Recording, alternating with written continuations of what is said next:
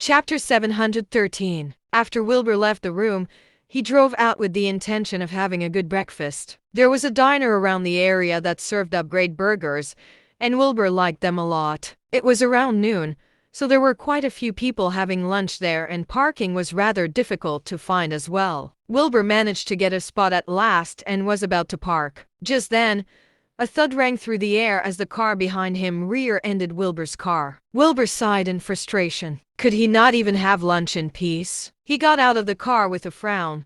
Behind him was a BMW that had dented his trunk. The bumper of the BMW had collapsed as well, half of it lying on the ground. It was thankfully not too severe of an accident. Just then, a round woman in her 40s emerged from the BMW. She was dripping in diamonds and clad in designer clothes from head to toe, despite looking like a hilarious sight. Before Wilbur could say anything, the woman shouted, "Do you even know how to fucking drive?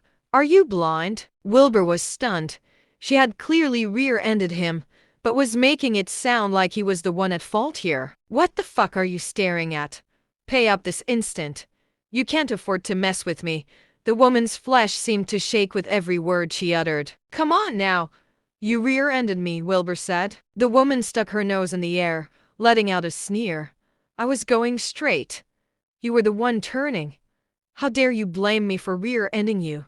You're not getting out of this." The woman was clearly not using logic here, and Wilbur sighed. "Call the cops, then. Have them handle this." The woman lost her temper at the words.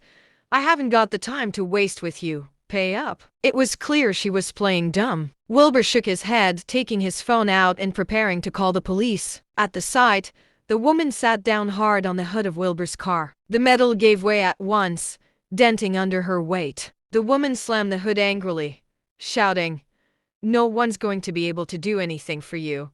I've got all the connections in the world. You'll be going to jail if you don't pay up. I'm warning you. My car's very expensive," Wilbur said coldly. The woman took out her phone, casting a look of disdain at him. "You call this old thing expensive? Take a good look at my BMW. That's what real expensive looks like." Wilbur did not know what to say. His car cost at least $2 million. People who knew about cars might know what it was, but regular people would usually not be able to tell. Just then, the woman was shouting into her phone, "Honey, come to Susie's Southern Diner. Someone's hit my car and is trying to get out of it." Wilbur almost laughed out loud. This woman was something else. He did not bother paying any more mind to her, wanting to see just what she could get up to. Leaving the car behind, Wilbur went into the diner to eat. The woman was livid at the sight of Wilbur leaving, hopping out of his car and cursing after him. Not long after, an Audi pulled up next to the BMW. Two men got out, one looking to be in his 50s and the other in his 20s.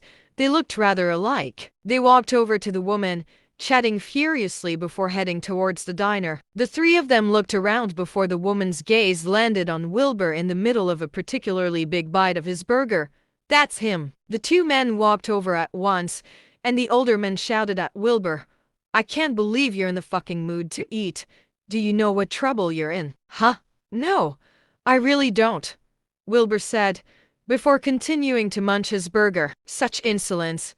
I think you're in need of a beating," the young man said, charging over.